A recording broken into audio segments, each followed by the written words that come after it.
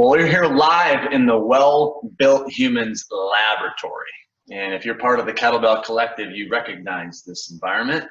This is where the work gets done. This is where I coach from. And it's also where I'm going to be doing this podcast just as another way to educate and communicate and inspire people. And I got one of my best buddies here, one of the most inspiring guys that I know, Eric Mech, who's part of the Kettlebell Collective, which is my online coaching platform where we do kettlebell workouts, talk about nutrition, we talk about fitness, we talk about all things health and wellness, and we all collectively inspire each other and others to go on this journey, which is such an important journey that most people aren't figuring out in our culture. Okay, and you know what? The cool thing about Eric is he's experienced both ends of that continuum. I've personally had a pretty good grasp on this most of my life because I was raised that way, but a lot of people aren't raised that way. So I'm gonna let Eric kind of share his story just from being on one end of the continuum of his health and wellness journey. Kind of we'll call it the good, the bad, the ugly. From the bad and the ugly side to the good side, and he's got some great perspective to share. So Eric, he's from Cannon Falls, Minnesota. He's a part owner in a dealership up there, and he's an awesome dude, father, husband, and I'll let him kind of share just his quick story of where he's been and where he is, and then we'll have some dialogue off of that. Yeah, cool, man. Thanks, Brandon. Thanks for having me. It's been quite a journey, and truly just a journey. And back in the day, I'd say, if you just go back even a short period of time ago, 6 years ago, went through some experiences in my life with my wife going through breast cancer, and probably that was a big pivotal moment in my life, and really not having a grasp on my own health. But that certainly that was one thing that brought me to my knees and made me really realize some things I had to figure out. But just as time went on, and probably one of the more important pivotal moments was my kids saying, "Gosh, Dad, why are you so tired tying your shoes?" And it was a moment of embarrassment for one. I didn't think I was leading by example, and probably just overall thinking, what am I doing? What am I doing with myself? And so I began on a journey of finding myself, let's say, and going through some experiences in a wellness journey. Being introduced to a gym and doing those things they call exercise was not in my wheelhouse ever. It was like, that's too much work. No way, I'm not going to do that. That's just a waste of time. To where I started learning some technique and how to do it, and really getting coached on it. But then being introduced to a culture of people like Brandon here, and really grabbing on to what health and wellness really means and what it means to ourselves. And as I went on, I learned how to do different moves, different techniques. I learned how to eat properly, and probably more importantly, what it really meant. And I started grasping onto, God gives us these bodies to take care of, and we're just renting them from them. And so I really grabbed onto that and realized that I better start doing something about it.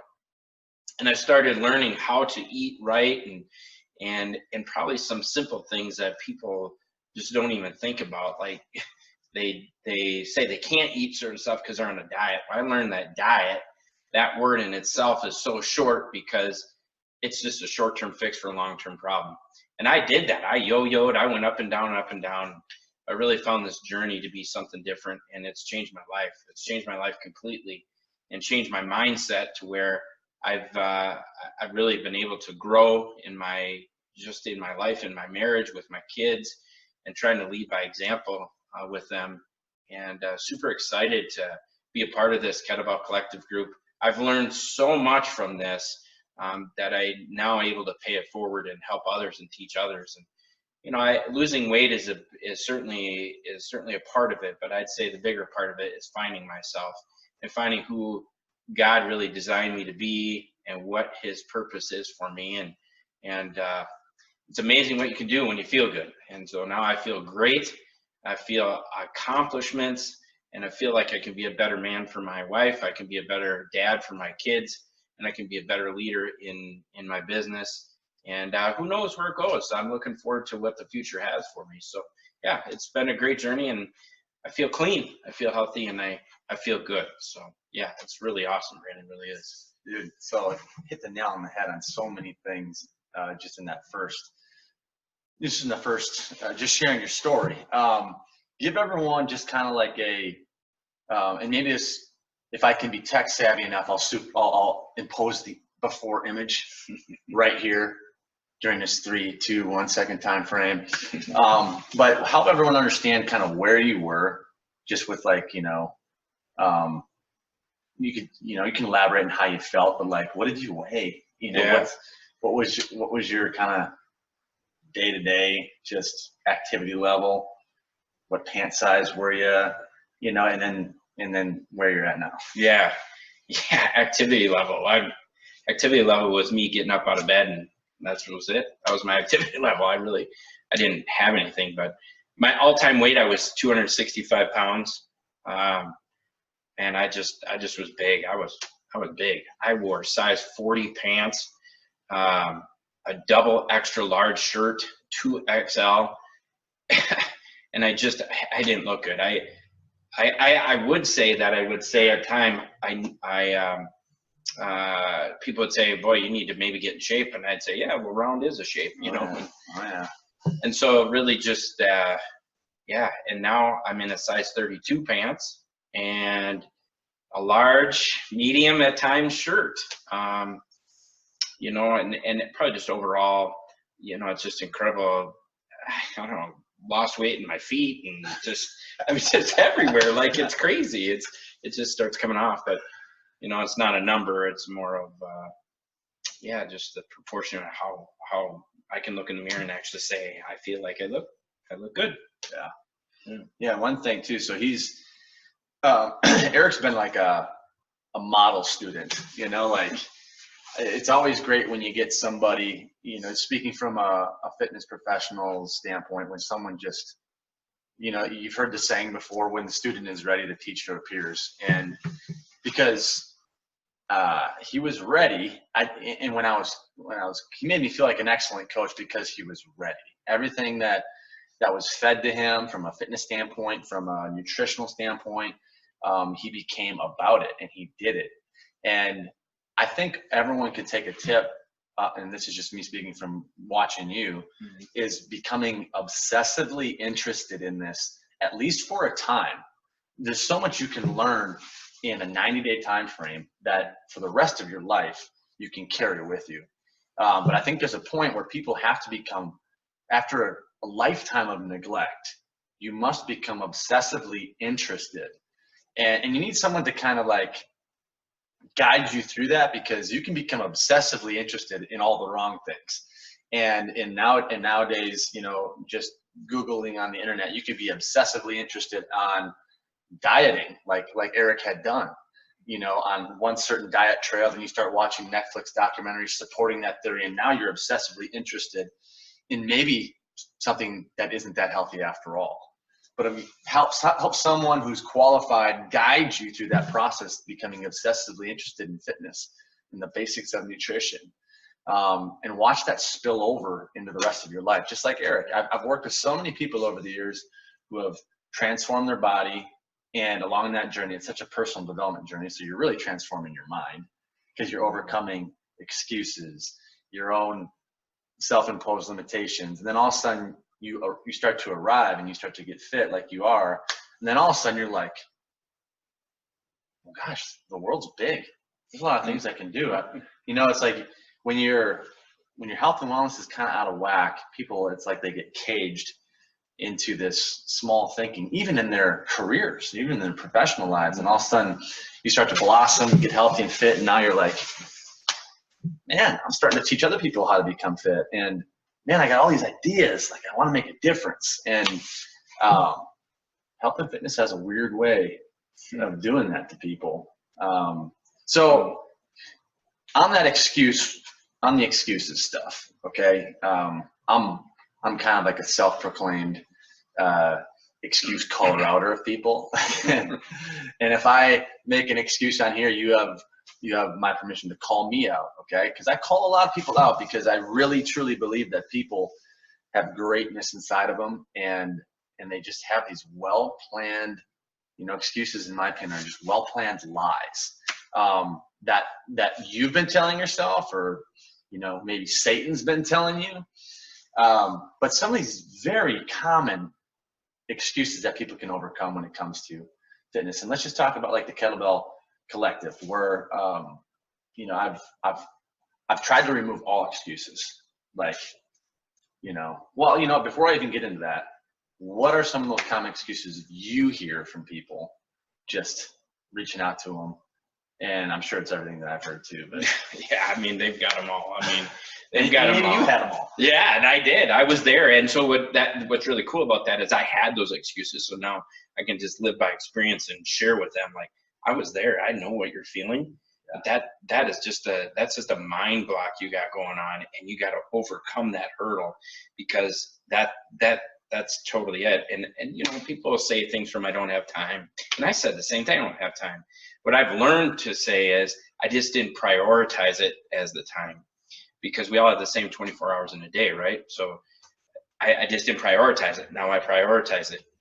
People say, well, I don't have any place to go. Well, you can do plenty in a 4x4, area. You don't need a big area.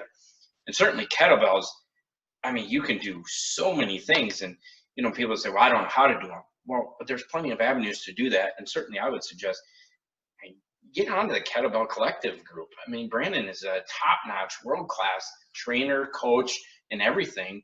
And I've learned everything from him. And so I'd say, get rid of the excuses. I mean, they don't work. They don't, like I tell my guys at work, in my wallet, I don't have a slot in there for excuses, because they don't pay anything, right? There's no card for excuses. They don't pay anything. So I learned that. And yet there's times I'll catch myself, but then I catch myself. And so, don't say you don't know how, then learn how. Yeah. Don't say you don't have time. You have time. Don't let those things get in your way of being excellent, being excellent. I'm just an ordinary, I say this all the time. I'm an ordinary guy doing extraordinary things. Yeah. And that's what you got to do. Yeah. To change your life. No time, prioritize your time. Okay. So are you a morning grinder? Are you a after work grinder? Morning grinder for sure. Yep. Morning grinder. So I get up in the morning, and you know what, there's days I take rest, but I'd say I'm doing that because I'm resting my body, but I don't penalize myself for that. Instead, I know I need to do that. But I'm in the morning. I get my day going. It gives me that great drug of endorphins that just go flying, and it sets my day up. My day is set. I'm ready to go. And I spend 20, 30 minutes doing it, and it is the most rewarding thing in how I feel. And I always go back to that, how I feel. And there's times like, I don't want to get out of bed. But if I just get up, I'll be fine. If I just get up, I'll be fine. And I'm fine. And I do it. Yeah. So morning's the time, for sure, for me. Yeah, me too. And for all the reasons he said, and just to, a lot of times people think that because I am in the health and fitness industry, and I have been doing this, and I've been coaching people for a long time, that I absolutely love to work out. Yeah. That is a lie. It is a lie. I'm just like everybody else, waking up and go, oh, yeah, for real. But it's discipline. It's the discipline, and my favorite definition of discipline, I don't think you'll find this in a dictionary, is doing things you don't necessarily want to do to get a result you do want to have. Who doesn't want to feel awesome the rest of the day? Who doesn't want to have a leaner physique? Yeah. Who doesn't want to be functionally strong, be able to pick up your kids, or if you're getting later in life, to be able to pick up your grandkids? Yeah. Who doesn't want to be able to hike a mountain when you're on vacation? Who doesn't want to do? Everybody wants to do that. People are lying to themselves if they don't think that they want to do those things. But that's a result of discipline. Mm-hmm. So I like you. I feel like Superman when I'm done, and I feel like Superman for pretty much the entire day. Yeah. Absolutely. And because I got up early, because I worked my body, and because I've been pretty active, because I set the tone for the day, when it's time to hit the hay, it's time to hit the hay, and then you sleep better too. So Yeah. it just creates this good rhythm in your life, and it just creates these disciplines create these habits that build on one another. So For sure. from a standpoint of, so you got the fitness thing down. Yeah. Okay. Mm-hmm. Well, we never arrived, right? Right. No, but you got always learning. You got it ingrained in your lifestyle. Yes, correct. Ain't going anywhere. Okay. What are some basic nutrition things? Because I coach on that a lot, but I think it's always priceless wisdom to hear it from someone who, like, Brandon, you've always been pretty fit. You've never really struggled with your weight. You don't really quite understand what it's like to be on the other end. And they're right. I've never been there, so I can't really walk a mile in their shoes, so to speak. So you have walked those miles. Yeah. Okay. So what are some practical nutrition tips that you learned to bring you to where you're at? Yeah. So I would say there's some basics. One would be when I get up in the morning, I drink a glass of water. So it fills my belly up after sleeping all night, and then I get hydrated properly. In the morning, I keep it simple, but I typically will eat 2 or 3 eggs and have a protein shake. A good, healthy, nutritional protein shake that I use from Zervita, which is a great product. And then simplified. If I'm not hungry, I don't necessarily eat. If I do, it's a snack, and I'll have a couple snacks during the day. That could be pistachios, that could be a banana, whatever. Come lunchtime, I depends on where I'm at, but I don't eat anything large amount. I'll have a piece of salmon or chicken, and then some veggies, usually some type of veggies of some sort, and then an afternoon snack, maybe like a protein bar, whatever. And then in the evening, I'll have a good, healthy, nutritional meal. There's times that, I'm not going to kid you, I'm not perfect. I go out and I'll indulge at times too, but I've learned that rule of 80-20. 80% of the time I'm eating good, 20% of the time I'm enjoying life a little bit. I'll have an Oreo at night with a glass of milk or whatever, but I don't penalize myself. Therefore, I feel like I'm doing well. And there's nothing complicated about it. I try to have at least 100 ounces of water a day. Yeah, I'm going to the bathroom a lot, but that's okay. And I would say it's simple. That I don't complicate it. I make it easy. And like in my fridge right now, I'll try to meal prep on Sundays if I can. In my fridge right now, I have 3 meals sitting in there, and it's salmon and broccoli. That's what I'm going to have every day for lunch. And I'm okay with that. I don't need to have this and then that and then this. So first of all, I save money by not going to the darn fast food places. I don't go to the vending machine. I don't drink pop. I used to drink anywhere between 6 to 8 cans of Mountain Dew a day. I don't drink pop anymore. I haven't drank pop. And instead I drink good supplemental healthy drinks that help get me energized or keep me energized throughout the day. And I fill in the gaps where my nutrition doesn't get in there, and I use good products to do that. And it's so simple. And I think people just complicate it. Yeah. Well, it's the truth. It's the truth. It's a world of information out there, and a lot of it is misleading. Unfortunately, the industry is it's built on mistruths, and there's a lot of financial gain along a lot of those veins. So, but that's why I asked the question, because you've been such a great student that I don't even need to, I'll just repeat what he said in my words. He eats a lot of the same things. I teach people that all the time. You're kidding yourself if you feel like you need variety all the time. You don't.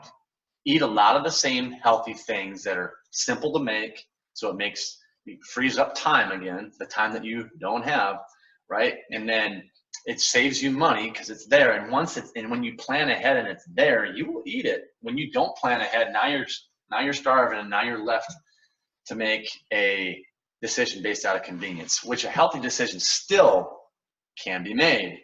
But he's eating a lot of the same things frees up a lot of mental energy too, so you don't have to think about all this stuff. You just ingest those things, and then let the variety of life, let the special occasions of life, let date night with your wife, be the night where you go have a nice big juicy steak, or you have dessert and stuff like that, and let the holiday season, with the Christmas gatherings and Thanksgiving gatherings, I mean, line me up against anybody and I will eat them under the table. But see, weight gain and weight loss, it's not done in a day. No. It's a math equation, and when 80 to 90% of the time you're doing good, if your goal is to lose weight and you're in a caloric deficit, and then you splurge here and there every once in a while. I mean, you should be able to enjoy those moments, and food should be part of that experience. And if it's not, man, you're becoming too obsessed in the wrong way. Yeah, and you can really develop an unhealthy relationship with food, and that's why so many people get so gung-ho, and it's like, whoa, 6 months, you made some great progress, and then 6 months later you're like, whoa, what happened there? So anything else you want to add, Eric? You've been awesome to work with, and you've been an even better friend. You started out just kind of like meeting and helping you out in some other capacities, but you've really clung on to this, and the way you're impacting other people is awesome. So any last words? Yeah, I just say don't look at it as like you've arrived. Look at it as a journey, and just don't ever give up. Just because you had the Oreo last night doesn't mean you can't get working out tomorrow and eat healthy and make smart choices. I don't know. I always think of that, and I think more importantly than anything, and I teach this now to others, is go back to your why. Go back to your purpose. Why are you doing it? And figure that out. If it's because you want to look good, well, then so be it. If it's because you want to lose weight, well, then so be it. Then that's your why. But I think more importantly, have a deeper why. And my why was because I didn't think I was leading by example, and I wanted to make sure I was doing that. And I was bound and determined to say, I'm not going to go on this diet and then I'm going to gain all the way back, like he said, and then I'm going to go back. No, now I have to be an example for people. And I think that's so cool because it again reminds me of what I'm doing. But I would just tell you, everybody, don't give up. Don't give up. Don't lose hope. You're going to go through all kinds of tough times in your life. I went through plenty of them. My wife had breast cancer. My son had an accident. Another son had an accident. I mean, it would have been easy just to sit there and indulge. But I keep the main principle the same, and that my foundation was on God, to know and trust in Him in all that I do, and that He's given me this body, and I got to take care of it. I got to take care of it. So I think just don't give up. Don't give up. Don't lose hope, and enjoy the journey. Enjoy the journey, because it can be fun. It can be a blast. I'm a little obsessive too. I love working out. Kettlebells are awesome. And I'm going to tell you right now, get plugged into this guy. If you want to learn how to do kettlebells, you want to learn how to be a master swinger, a master cleaner, whatever it is. In the kettlebell sense, master swinger. There you go. That's right. Absolutely, of course. But plug into his kettlebell collective group. I'm telling you, it's awesome. It's easy. It's simple. It's so, what would be the right word, would be affordable for sure. So don't do it. Do it for yourself. Invest in yourself, and just never give up. Look at his shirt. I don't know if it's backwards on there or not, but well-built human, okay? It's so much more than swinging kettlebells. It's so much more than eating right. This is an experience and a community where we encourage people to become better in all avenues of our life, our fitness, and our faith, as husbands, as wives, as sons, as daughters. So like I said in my video the other day, become part of the Kettlebell Collective. You know you want to. You know you're starving for something like this. So God bless you. On behalf of my good friend Eric Mech, thank you for tuning in to the inaugural Well Built Humans podcast.